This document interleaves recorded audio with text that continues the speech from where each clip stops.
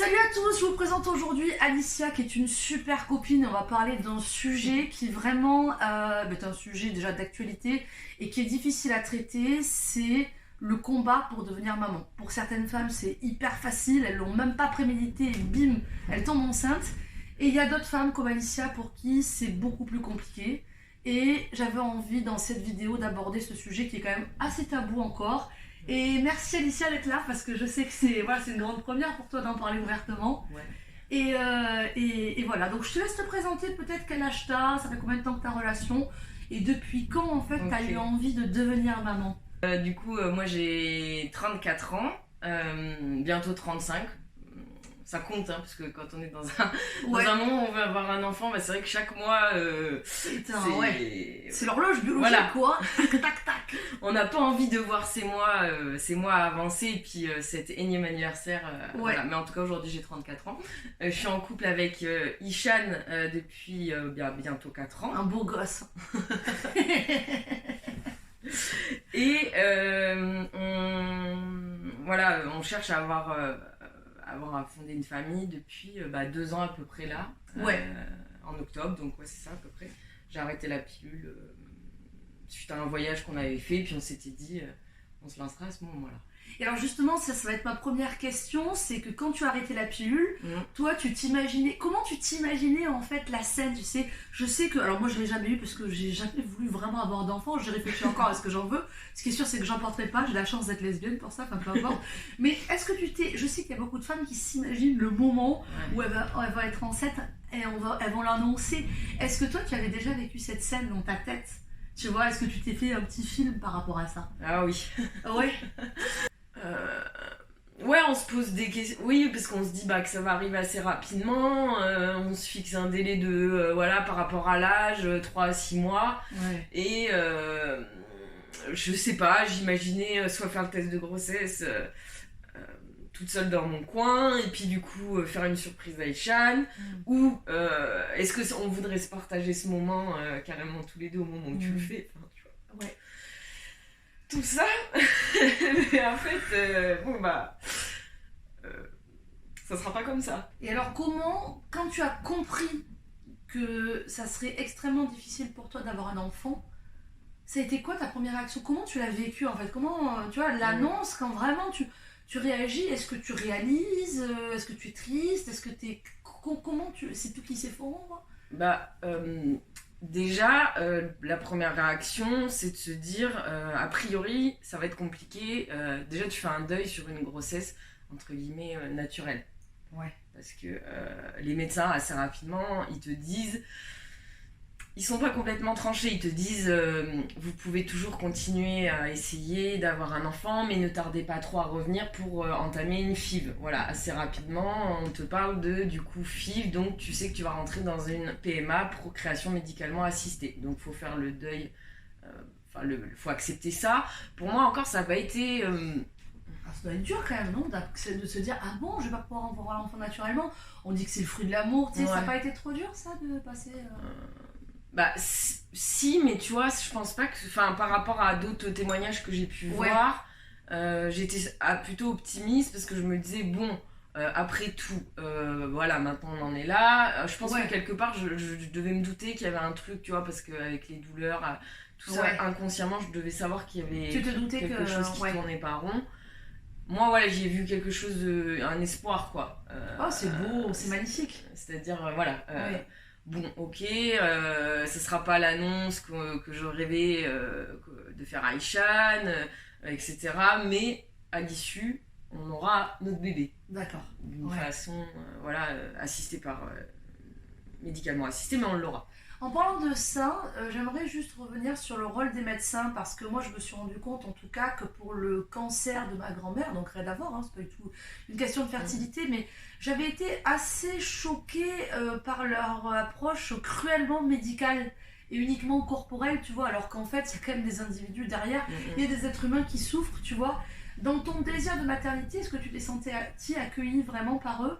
Ou est-ce que c'est pareil, ils sont restés assez médicales et voilà quoi, t'étais une génitrice, tu vois, en devenir et comment tu t'es ressentie par rapport à ça? Bah alors du coup, c'est très controversé. C'est vrai que de la part de la médecine traditionnelle, j'ai jamais trouvé vraiment un réconfort. Enfin, ils sont assez froids, assez, Ah ouais. pour certains brutal, pas tout le monde. Alors quoi par exemple? Est-ce que tu as un exemple à nous donner? Une fois, j'ai le souvenir voilà, d'une insémination où, bon là c'est une erreur, mais bon, ça reflète encore une fois tout le... C'est tragicomique, hein, tu peux raconter s'il te plaît?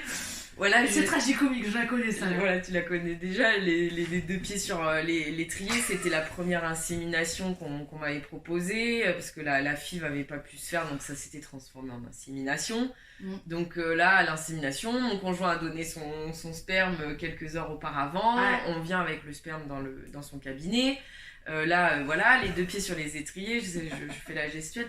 Et puis, je sais pas, elle veut, je pense que c'est dans leur organisation éthique, et elle doit vérifier mon identité et du conjoint. Puis elle dit, donc du coup, vous êtes bien madame, rien à voir avec madame Robert, avec monsieur Pierre Richard, enfin quelque chose comme ça, c'était pas exactement ça. Enfin bon, grosso modo, ce que je veux dire, c'est qu'elle s'est complètement trompée. Elle s'est plantée de personne, mais elle aurait pu inséminer le sperme de Jean-Pierre, quoi, tu vois. Non, mais c'est super grave. Mon conjoint, moi, est de couleur, et en plus, le nom qu'elle m'a sorti, si tu veux, je m'attendais à. Mais qu'est-ce qu'elle est en train de faire? Elle va me faire naître un bébé tout blanc, quoi.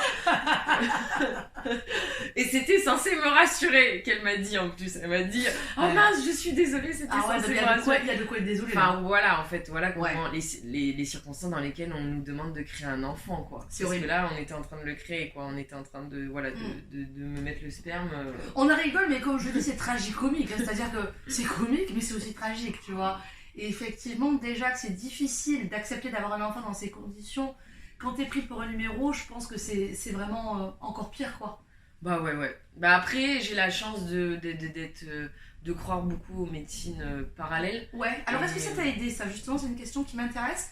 Qu'est-ce que tu as fait pour te faire du bien, tu vois, au-delà de la médecine traditionnelle, puisque visiblement, ils s'arrêtent vraiment au stricto médical, quoi. Ouais. Strictement médical.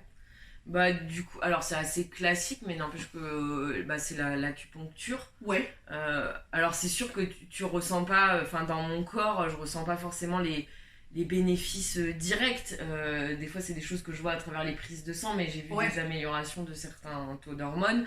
Et puis ça fait du bien en fait au mental, parce que pour le coup, ils ont plus le temps, ils ont cet accompagnement humain que je n'ai pas ressenti de la part des médecins traditionnels. Et justement, parlant de l'accompagnement humain, parce que j'imagine, en fait, moi j'y ai pensé souvent à toi, ma pote, je me suis dit, mais c'est vraiment un basculement de vie, quoi, quand t'apprends que tu peux pas avoir d'enfant naturellement, que ça va être très compliqué. Qu'est-ce qui a changé concrètement dans ton quotidien, tu vois, dans ton humeur, dans ta joie de vivre, Est-ce qu'il y a beaucoup de choses qui ont changé? Comment tu te sens au quotidien? Le couple, il en prend un coup. Ouais, même. Il faut être fort. Ouais. Ça va repartir. Mais c'est pas grave, ma pote. Il y a beaucoup de tristesse au quotidien. Au début, oui. Moi, là, du coup, ça fait, je pense, à peu près 1 an là, que j'ai vraiment compris la difficulté qu'on aurait. Ouais. Donc, tu vois, la preuve, hein, je pleure quand j'en parle. Ouais. Mais maintenant, j'arrive à en parler. C'est génial. C'est pour ça que je suis heureuse qu'on fasse cette vidéo, parce que je vois beaucoup de personnes autour de moi qui ont du mal à avoir des enfants. Et je trouve que c'est un sujet qui est encore un petit peu trop tabou à mon goût, tu vois. Et je trouve ça super, ma pote, que tu puisses en parler. Tu as beaucoup encouragé, tu vois, de jeunes femmes comme toi. Et oui. Au début, je pense que j'arrivais pas du tout à en parler. Même avec mon conjoint, c'était compliqué parce que... Ah, même avec ton conjoint? Je pleurais sans cesse. On n'a pas forcément la même vision. Lui est beaucoup plus dans l'approche de... On sera parents, quoi qu'il arrive. Donc pour lui, il n'y a que des solutions finalement. Ouais, moi je vois un peu comme ça, mais je suis pas dedans. Voilà, il n'y a que des solutions. Moi, si tu veux, mon utérus, il fonctionne encore. J'ai plus les ovocytes. Donc du coup, l'une des options qui nous est possible, c'est le don d'ovocytes. Ouais. Sauf que là, du coup, c'est un autre travail où tu fais...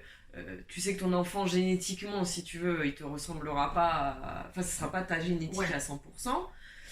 Il y a l'adoption aussi, bien évidemment. Enfin, après, bon, voilà, c'est des longues démarches. Je sais pas si on rentrerait dans les critères, on s'est pas encore renseigné. Mais pour mon conjoint, lui, c'est plus. Oui, il y a des il voit solutions. toutes ces solutions. Alors Ouais. que toi, et c'est ça qui vous a écarté un petit peu quand tu dis que c'est difficile dans le couple, c'est le fait de voir que lui, il accepte très bien en fait ce moment-là, et que toi, t'es beaucoup plus malheureuse. Est-ce que ça met une difficulté en couple? Est-ce que c'est ça? Moi, à un moment, oui, c'est vrai. Alors, c'est pas forcément ça, mais à un moment, j'ai pu lui reprocher. Euh, bah, c'est vrai que je voyais que lui vivait les choses plus facilement que moi. Euh, donc, du coup, j'ai cherché les réponses parce que le premier élément qu'on se dit, c'est bah, tu t'en fiches en fait Ouais, face ouais, à. ouais, je comprends. Est-ce que c'est mon combat, moi toute seule, pour devenir mère? Et puis, Ah ouais. en fait, non, pas du tout, tu vois. Mm. En fait, c'est que lui, encore une fois, il trouve que c'est plus, entre guillemets, c'est mieux que ce soit moi qui ai un problème Oui, pour tomber enceinte parce que comme je vais porter l'enfant, euh, il y aura une partie de ma génétique du fait de la gestation qui va de toute façon euh, être liée à cet enfant. oui. Alors que si ça avait été un don de sperme, si c'était lui qui avait eu une Et voilà, il n'aurait pas du infertilité, tout participé, je voilà. suis assez d'accord avec ça. Donc lui c'est comme ça Après, je pense qu'un mec, il se met pas dans l'idée, enfin, il a jamais eu l'idée d'être enceinte, c'est tout à fait normal, et que du coup, tu vois, je pense que lui, du coup, ça va pas l'atteindre, le fait d'être enceinte ou pas. Tu vois ce que je veux te dire? Il se l'est Oui. pas rêvé ce moment-là. Donc du Oui, coup, oui. il a beaucoup moins de choses auxquelles il doit renoncer. Moi qui, par exemple, suis une femme qui n'ai jamais rêvé d'être enceinte, je disais, même à 15 ans, ça m'a jamais traversé l'esprit. Eh bien, c'est vrai que si aujourd'hui j'apprenais que je pouvais pas avoir d'enfant, le deuil serait beaucoup plus simple. Donc Oui. je pense que c'est difficile de lui demander à lui de se projeter dans quelque chose qu'il n'a jamais rêvé. Ouais. Lui, ça lui fait pareil, il voit une femme enceinte. D'un côté ou de l'autre, tu vois ce que je veux te dire? Ouais, ouais. Donc je pense que c'est beaucoup plus facile effectivement pour lui, sans vouloir me mettre à sa place. Je pense que moi je réagirais un petit peu ouais, comme lui. Il y a ça, mais il y a aussi, enfin moi de mon point de vue, j'avais l'impression que c'était bah, parce que c'est moi qui suis malade. Alors on a beau être le plus altruiste possible, quand ça nous touche personnellement, on est quand même quelque part plus atteint Bah, bien que sûr. si c'était l'autre. Et alors justement, j'ai une question à te poser, c'est par rapport à ça, tu vois, quand tu dis que quand ça nous touche à nous personnellement, on se sent malade, est-ce que tu t'en es voulu? Ouais. Ah Ah oui? oui, oui, oui, parce que ça, c'est vrai que ça. Ce qui est difficile aussi, et c'est des choses qu'on ne voit pas, euh, c'est d'accepter son corps. Euh, C'est-à-dire, je sens que je vais te faire pleurer là. Il y a un mouchoir par là? oui, il est rangé. Ouais, ça, c'est encore difficile. Bah, on a l'impression qu'il nous a lâchés, quoi. Oh, ok. Ouais, non mais là je découvre en plus moi en même temps, même si on est potes, on n'a jamais eu ces conversations aussi profondes là, du coup. En fait, on a l'impression, enfin voilà, moi je me sens jeune, j'ai 34 ans, je sors, Il est où le mouchoir? Il est là, le mouchoir.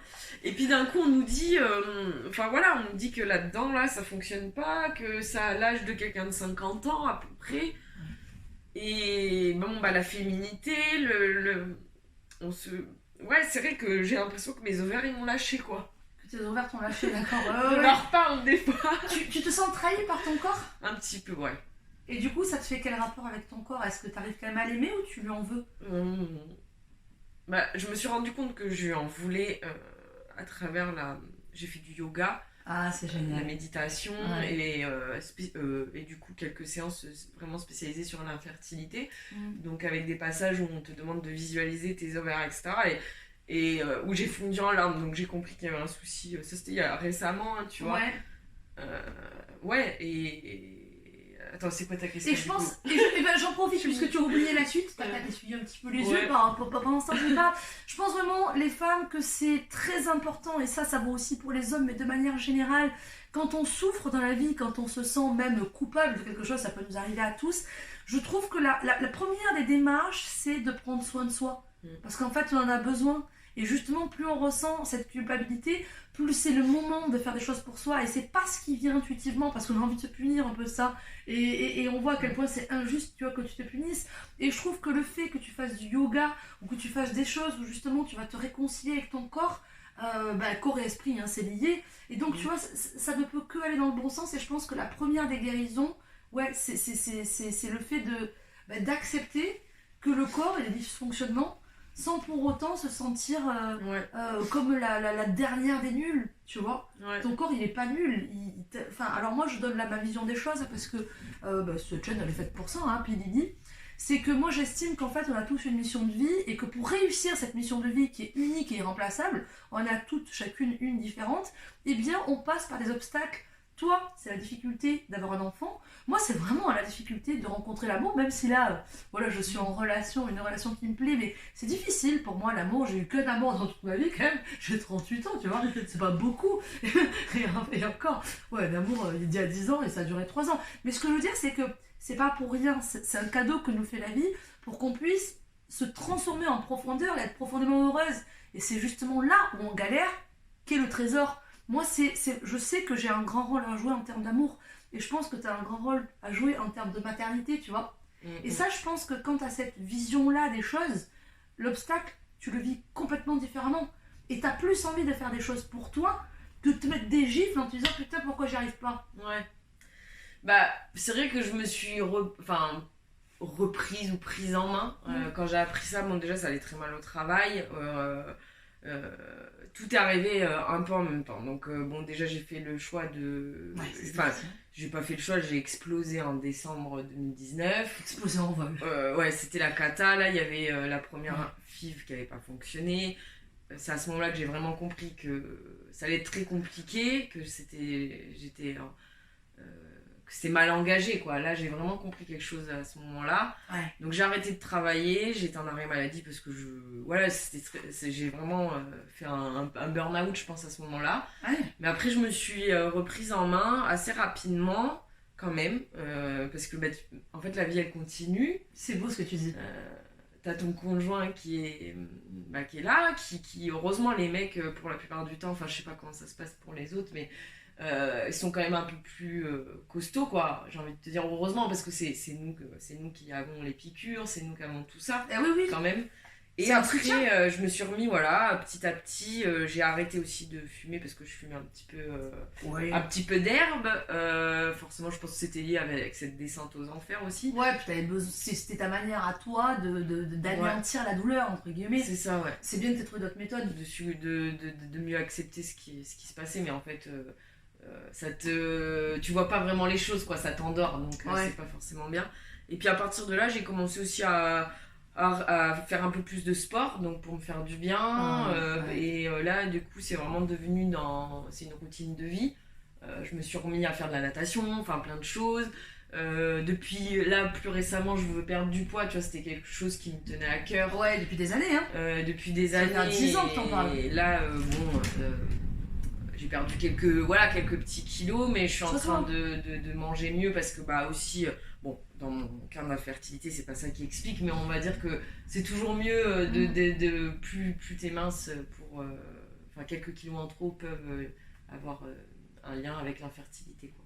Et j'ajouterais quelque chose, mais en te posant la question, du coup, est-ce que tu penses pas qu'aussi, Sarah, comment te dire, ça fait 4 ans que tu es avec Hicham, hein, je crois, si je me trompe pas, est-ce que ça n'a pas aussi, dans un sens, magnifié un peu votre relation, dans le sens où oui, vous vivez des moments difficiles, mais moi je trouve que vous êtes hyper unis, enfin moi je vous admire, tu le sais, je te l'ai déjà dit, mais du coup, est-ce que ça t'a pas aussi rassuré sur le fait que t'avais vraiment trouvé un putain de mec trop bien, quoi? Ouais. Si, forcément. Le couple, donc encore une fois, voilà, il est mis à contribution, hein. Enfin, on a encore aujourd'hui, parfois c'est difficile, mais à chaque fois on arrive en tout cas à se retrouver et à vivre de toute façon, voilà, on continue à être heureux. Mais ça c'est merveilleux, et c'est pour ça que je voulais te faire cette interview à toi, hein.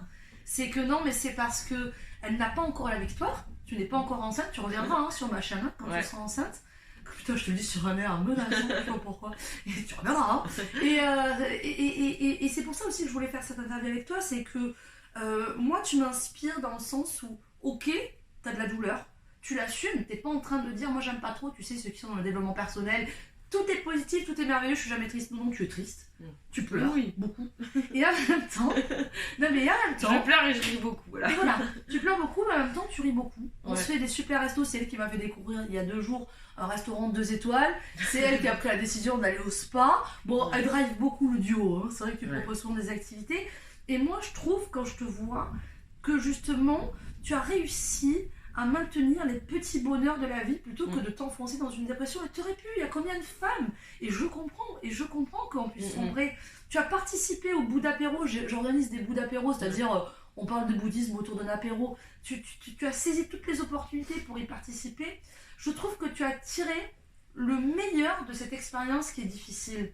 Et moi, je sais, parce que bon, ça c'est ma philosophie bouddhiste, mais ou autre chose peut-être, je sais que ce que tu es en train de vivre, c'est pour ça qu'on fait cette interview, tu vas encourager des milliers de femmes parce que tu es en train là de développer les qualités en tant que future maman. Si tu vis tout ça, c'est parce que je pense que tu as un grand rôle à jouer dans ta maternité et qu'il fallait que tu passes par ces moments-là pour inspirer toutes ces femmes à travers cette interview, par exemple, qui j'espère, voilà, tu vois, sera populaire, et pour aussi, toi, construire ta future vie de maman. Tu vois, pour moi, il n'y a aucune étape qui n'est pas indispensable. Tout ce qu'on vit, on doit le vivre, même ce qui n'est pas agréable, tu vois. Ouais. Bah, de toute façon, oui, c'est sûr, tu travailles la patience, hein. Et t'en avais bien besoin. Et là, bah ouais, parce que j'étais pas forcément quelqu'un qu'on pouvait qualifier de patiente. Ouais. Donc ça, c'est sûr, il y a beaucoup de patience et puis et l'espoir aussi. Ouais. Et je pense que tu vois, ma pote, l'espoir, elle a beaucoup de qualités, hein, c'est une de mes meilleures amies, mais l'espoir, ça t'a toujours un peu manqué.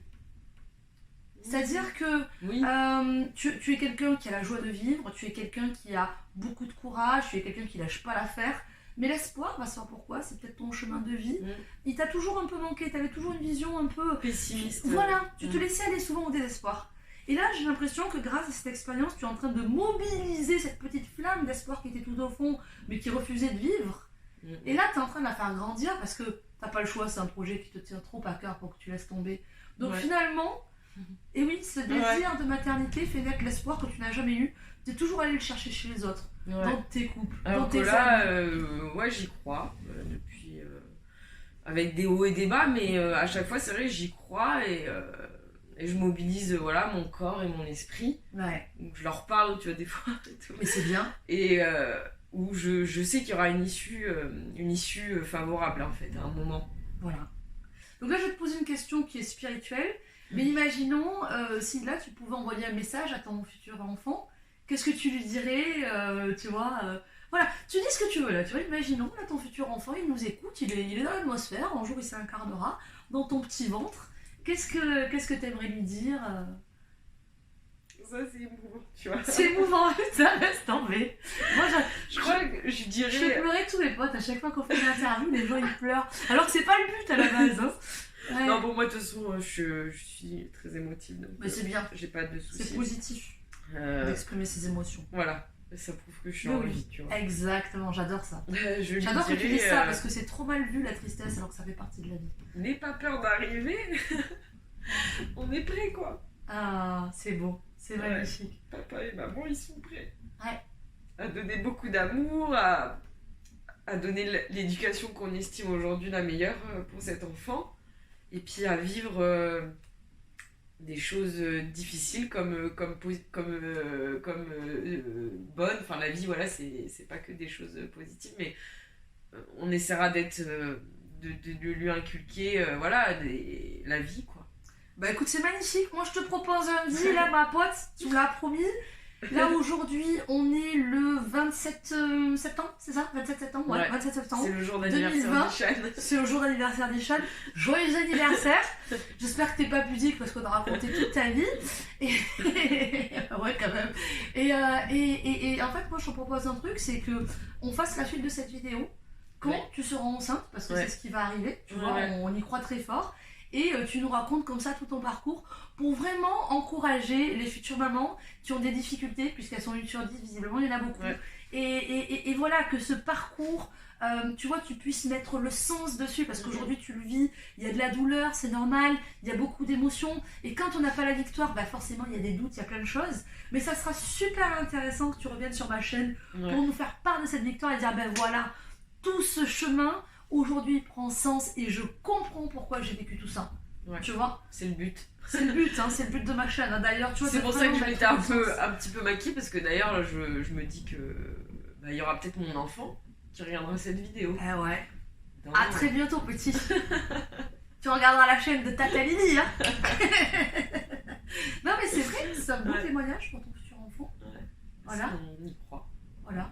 Bah tiens, on va finir sur ça. Donc imagine que ton futur enfant, il regardera la vidéo quand tu auras 4 ans. Ouais. Et tu veux lui adresser un dernier message quand il aura 4 ans? Quand il regardera cette vidéo? C'est le moment, attends, tu vois, c'est inédit le truc, tu vois.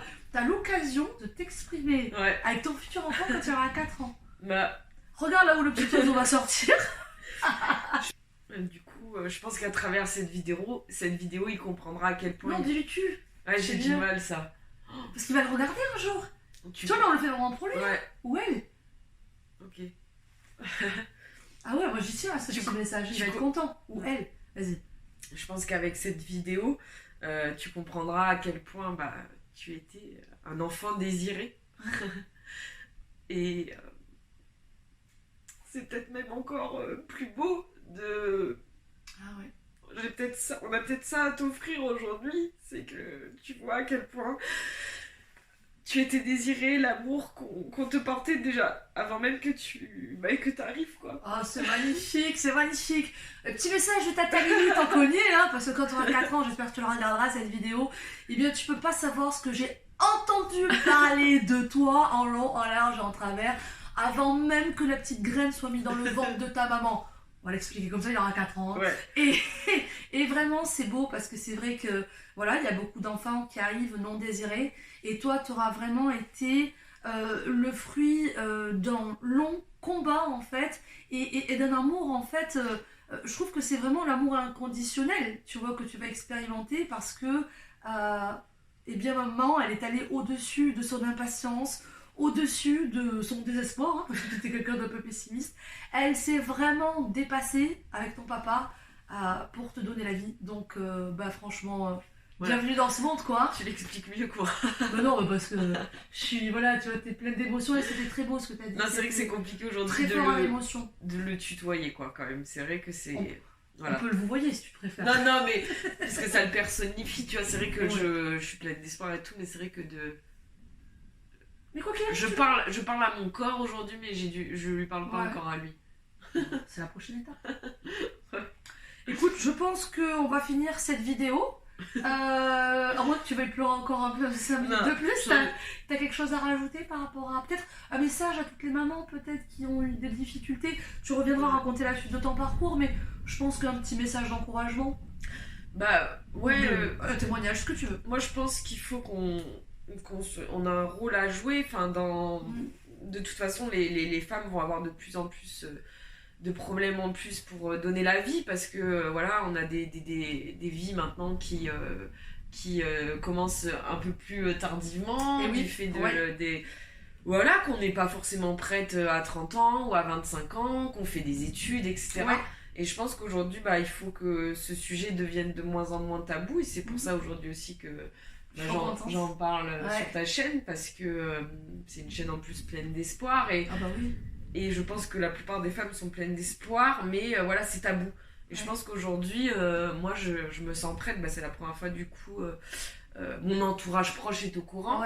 Mais je suis même prête à voilà, en parler plus largement, parce que ça fait du bien, en fait. Bah oui. Ça te soulage, t'as un poids, tu te sens pas seule.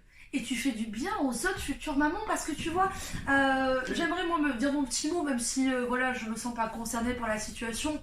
En fait, moi ce qui m'encourage là-dedans, c'est qu'en fait, on a le droit dans la vie, dans les épreuves, d'être profondément affecté, profondément peiné, de pleurer sur YouTube, même pourquoi pas, comme on le fait. Ben oui, parce qu'en fait, la vie, c'est des hauts et des bas, et moi je suis contre cette philosophie qui voudrait que on prenne tout extrêmement positivement, avec énormément de joie tout le temps. Bah non, en fait, la vie, c'est ça, c'est pleurer, c'est rire, et c'est toujours... Moi, c'est ce que je veux véhiculer, c'est garder cette flamme de l'espoir à l'intérieur qui fait qu'en fait, eh bien, on ira jusqu'à la victoire finale, tu vois. Quelle qu'elle soit cette victoire, que ce soit par l'adoption, peut-être que ta mission de vie, c'est d'adopter et de devenir un modèle, tu vois, de maman qui a adopté pour qui ça s'est bien passé. Peut-être que ta mission de vie, c'est d'inspirer en faisant une fille, en disant que voilà, faut accepter de ne pas pouvoir faire un enfant naturellement et que c'est tout aussi merveilleux. Tu vois, on ne sait pas quelle est ta mission de vie, mais ce qui est sûr, c'est que c'est important de vivre avec cet espoir d'arriver, quoi qu'il arrive, à la victoire finale. Que ce soit pour moi, vraiment créer un duo merveilleux dans un couple, on verra les enfants, je suis pas sûre. Que ce soit toi, créer une famille harmonieuse avec la personne que tu aimes, ou que ce soit, j'en sais rien, pour un mec qui veut rester célibataire toute sa vie et créer des valeurs autour de lui. L'important, c'est vraiment de se reconnecter à sa mission de vie et d'y croire profondément, tu vois. C'est pas des erreurs, on est sur la bonne route, ma pote. Voilà. Bon, ben on vous laisse. Gros bisous à tous. Et c'est pas la dernière fois que vous la voyez parce qu'elle reviendra très bientôt nous annoncer une très bonne nouvelle. Ouais, voilà, c'est ça. Salut à tous. On sait pas quand encore. On sait pas quand. On vous donne pas de date, mais à très bientôt. Salut. Salut.